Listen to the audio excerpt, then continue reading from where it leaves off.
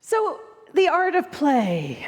When we're kids, it's really just we play.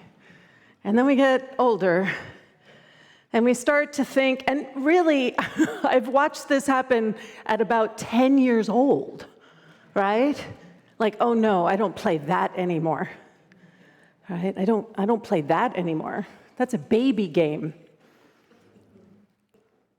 And that just gets worse as we get older, right? It starts at 10 and it just gets worse the older that we become. And it's fascinating to me. So last week, we were talking about what it means to be in service. We were talking about what it means to be a place, a space of healing on this planet. And we had Katharine Graham and her fabulous licensing, the Montessori school, inspiring us, right? That she went back to school, that she followed something within her heart to show up, and she's showing up with all these little kids, right? And I shared this thought, which is don't just be who you are and what you are. Move, evolve, change, grow, and become better each day. And this really, to me, is unity in a nutshell. That we don't just sit back on what we've accomplished and kind of go, done, right? We continually invite ourselves to say, what else is there? What else can I grow into? What else can I experience that maybe I hated when I was in my 30s, but I might actually love it now because I'm not the same person I was in my 30s. I'm a different person now. So I love this definition. It's from the Oxford Dictionary of play. To wield lightly and freely, to keep in motion. Now, doesn't that make us all want to play? To keep in motion. There's something about life itself that is always inviting us to be moving, right? That's part of what it is. Life itself is that energizing, invigorating force, keeping us in motion. But what I love is lightly and freely. Now, how many people in here know how to keep in motion, but it's not necessarily lightly and freely? I'm going to lead the way on that, right? So adding this element, this idea of play is so important. Play as spiritual practice. In the same way that you wouldn't go out in your day, hopefully, without some sort of time spent in reflection, meditation, prayer, aligning yourself, preparing yourself to be the most centered, authentic self that you are before you walk out into the world, so that you have the capacity to be able to navigate all that stuff that comes at us that tells us that, oh, you're that? So prayer and meditation anchor us so that we can show up authentically. And what if we added play into that? What if we add lightly, gently, moving ourselves forward? George Bernard Shaw says, we don't stop playing because we grow old. We grow old because we stop playing. And scientifically, this is actually true. Studies have shown that when we engage in play, we release endorphins, we improve brain functionality, we stimulate creativity, we increase energy, we improve memory. Anybody in here need that one? I do. Stimulate growth of the cerebral cortex. And this one I found fascinating, that when we play, it actually triggers this very, very, very specific thing called BDNF. And without that, our brain cells don't grow. Without that, we literally start to atrophy. Our brain starts to atrophy. So this idea of play is not just kitsch. It's actually vitally important for our sense of well-being, for our capacity to be able to continue to show up in the world as magnificently and authentically as we know we're capable of.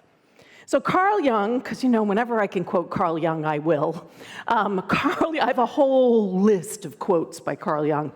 The creation of something new is not accomplished by the intellect. Take a breath, everybody. But by the play instinct acting from inner necessity. This is why I think of play as spiritual practice, because it's a necessity. It's not extraneous. It's not if I have time for it. It's actually an inner necessity that we make time for play, lightly wielding ourselves, gently moving ourselves forward in the world. So there is so much research out there on play. So go to town, take a look on Google. There's just researchers are really beginning to understand just how important the idea of play is for longevity and health and well-being. So one of the people who I tapped into divides play down into 5 different categories. You got rough and tumble play, you got ritual play, you got imaginative play, you have body play, and we have object play. And I think that most of us, when we think about play, we probably tend to think more about the rough and tumble, like, oh no, I'm not going to do the rough and tumble. I could get hurt, right? So rough and tumble is the things like tag and Red Rover and tug of war. It can also be scavenger hunts, right? And what rough and tumble play does is it develops emotional regulation as well as cognitive, emotional, and physical mastery. So I am watching rough and tumble play happen with Micah. So I know we just said goodbye to Spirit, but Chris and I were literally picking up something at the pet food store. And you know how they have those adoption centers? They put them right at the front of the store, too. And we fell in love with this little kitten that we haven't named yet. So we brought him home yesterday. It's crazy and perfect. But I'm watching my 9-month-old kitten still, Micah, who is 3 times bigger than this 8-week-old kitten who does not have a name yet. And I'm watching, they are just chasing each other all around the house. One of them is chasing, the other one's chasing, and then they're wrestling on the ground. And Micah doesn't know his own strength. He's 9 months, he's still a kitten, so he doesn't quite understand where his regulation is being invited to come in. And that's why Chris is home right now, helping Micah to begin to understand how to regulate the rough and tumble, right? But we all need this. We all need some sort of engagement. Now, if it's not rough and tumble, there are other ways we'll look at where we can engage our bodies. So ritual play is chess and board games and organized sports are all part of this ritual play where there is rules that are established and you are creating a very specific world with those rules. And what we are doing in those times is we're creating and strategizing and designing and engaging for a common purpose and goal. So can you see why that's important? That we as adults continue to do this? That we continue to stay in a place of cooperation so that we can, do you remember when you were kids and you played with other kids who you didn't like? But they were on the block. So you played with them. And you figured it out.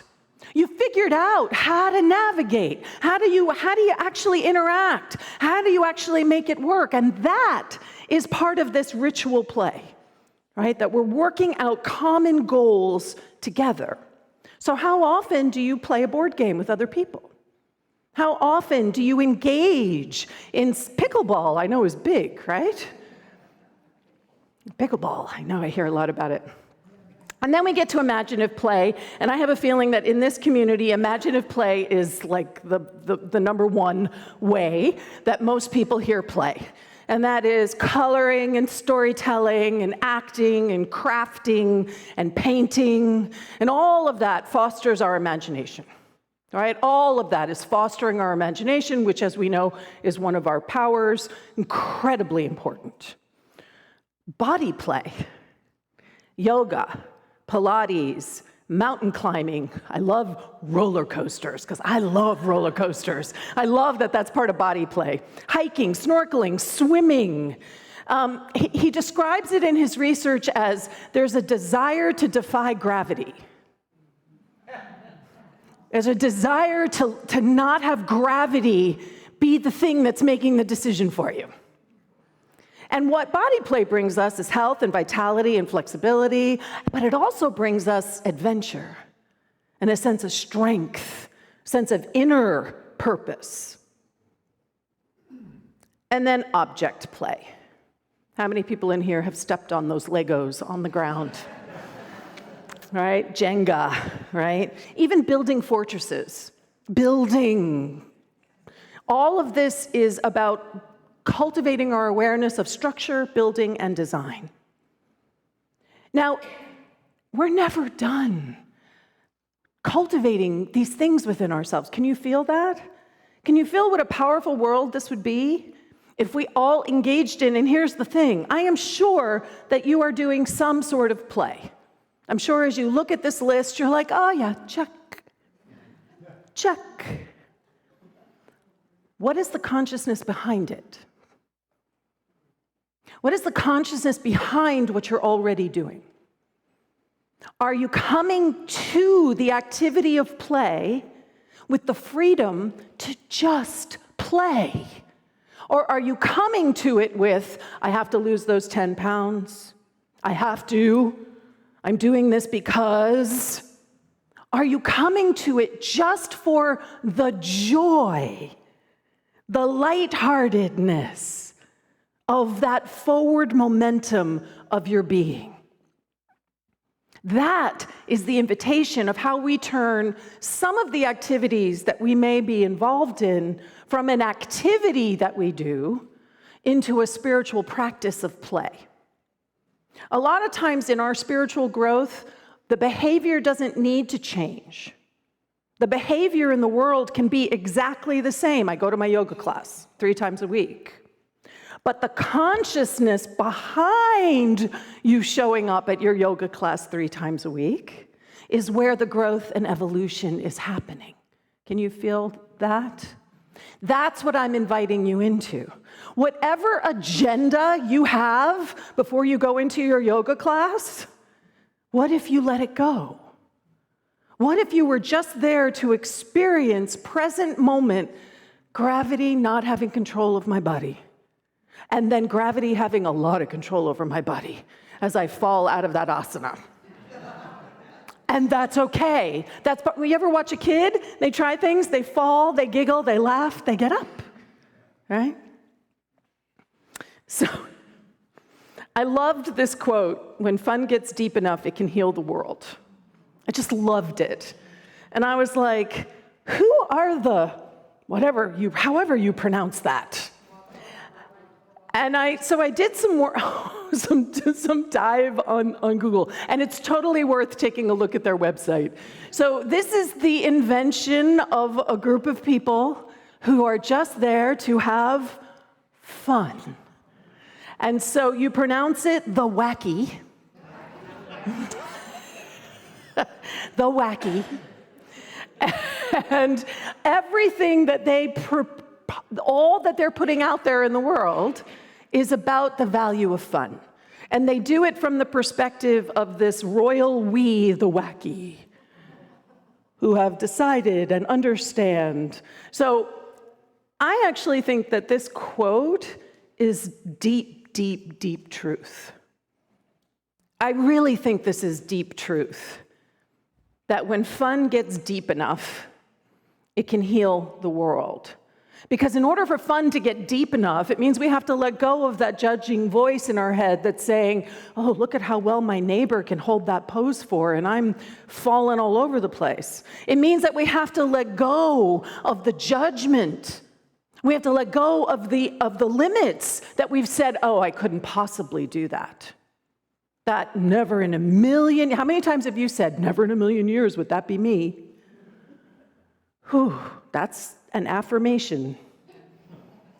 That's an affirmation. Why would we claim that we can't be something? Now, it may not be that I can go mountain climbing up Mount Kilimanjaro, right? But it doesn't mean that I can't go to one of those rock climbing places where they strap you into the harness so I can't hurt myself and actually sort of try it, right? Doesn't mean I can't step into something. The true object of all human life is play. Earth is a task garden. Heaven is a playground. We speak about heaven is here now. It's us. It's ours.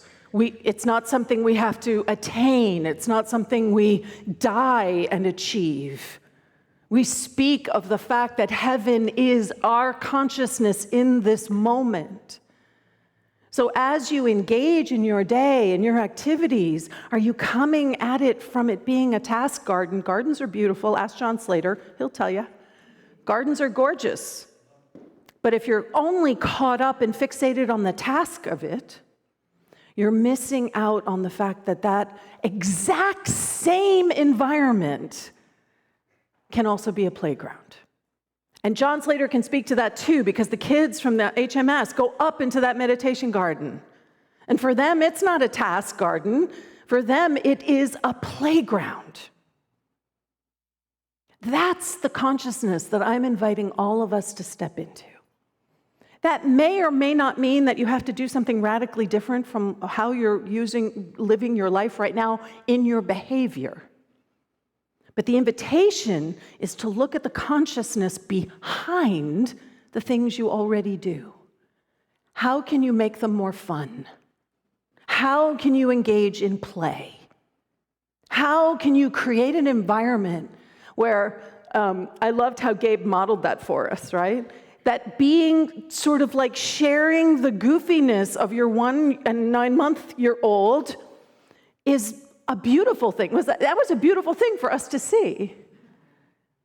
So can we let go of the judgment that it's goofy or silly or I look awkward or, right? We're being invited to let go of the masks that we have put on and to be those wild women who can wear purple, that poem, right? Where we can just be. And that goes for the men too. You get to wear purple too. Play as a spiritual practice. So I have a joke for you. Knock, knock. None ya. None ya business. That was my goddaughter's favorite joke for like 4 months. She would get in the car and she'd be like, knock, knock. Who is there? None ya. None ya business. And it got to be a joke in and of itself between us, that she would start the joke, and then Chris and I, before she wasn't even given the punchline anymore, right? She'd say, none ya, and we'd go, none ya business. That's the kind of playful spirit that I'm inviting you into, where it's just light, and it's love. So with that laughter, let's take this into a time of meditation. Roma's going to be so excited that I shared that joke. Though I will say that the last time we saw her and we did that joke and she was like, yeah, none of your business. I was like, oh, there it is. She's already too old for that joke. So let's take a breath together. And not a breath that is about depressing ourselves. You know, this is a breath that is to lighten ourselves. As you breathe in, literally lifting your rib cage, literally opening the heart space so that we're lightening. It's not about becoming heavy or solemn. We can touch the stillness that we are from that place of effervescence. So I'm going to invite whatever's weighing you down, whatever you know you're carrying right now that you don't want to be carrying anymore. I want to invite you to just, like champagne bubbles, I want you to see it just pop, pop, pop, pop, pop, pop, pop, pop, pop, pop, just dissipating. Just little bubbles bursting. Pop, pop, pop, pop, pop, pop, pop, pop, pop. Make the sound with me. Pop, pop, pop, pop, pop, pop, pop, pop, pop. Anything that's bothering you. Pop, pop, pop, pop, pop, pop, pop, pop, pop. Just pop, pop, pop, pop. It's just disappearing. Effervescent. Yeah, it's fun, isn't it? I love this. I use this one all the time. Pop, pop, pop, pop, pop, pop, pop, pop, pop. And you can see different colors as you just let it all just dissolve away. And just feel the lightness in your heart. That's your true nature, the lightness in your heart. Feel the lightness in your body. Every muscle and cell and atom just, it's like we've got little strings of love that are allowing us to feel light, supported, nourished. And I want you to just think about one thing you can step into this week that you can bring that consciousness of play to. And grandchildren are kind of cheating, but you can go with it, right? But what's one place where you can bring play, where maybe you had never thought play could be a part of that?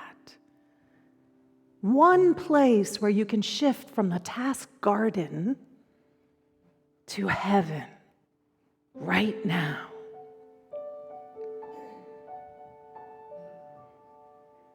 And as you breathe into that and rest into that, we're going to step into the silence for a few moments.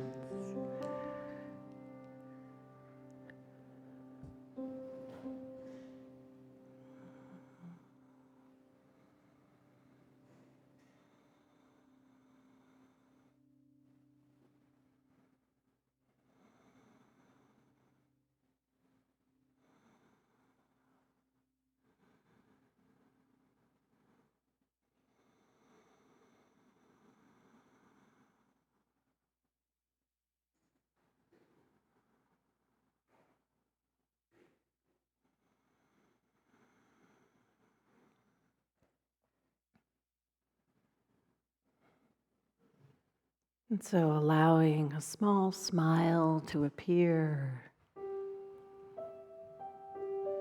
Studies show that if you just allow yourself to smile, it triggers the same endorphins that an actual smile would create. So allowing that small smile and just seeing yourself playing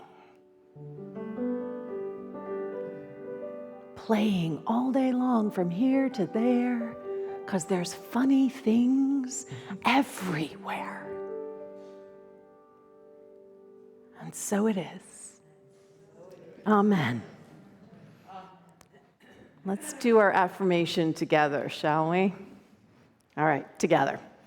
I play every day from there to here and here to there. Funny things happen everywhere. All right, I can feel it. Everybody stand up. You need to stand up and do it. The Spanish will do standing up. If you wish to stand up, there's no rules here. Oh boy, here we go. Juego todos los días. Día para aquí y aquí para allá.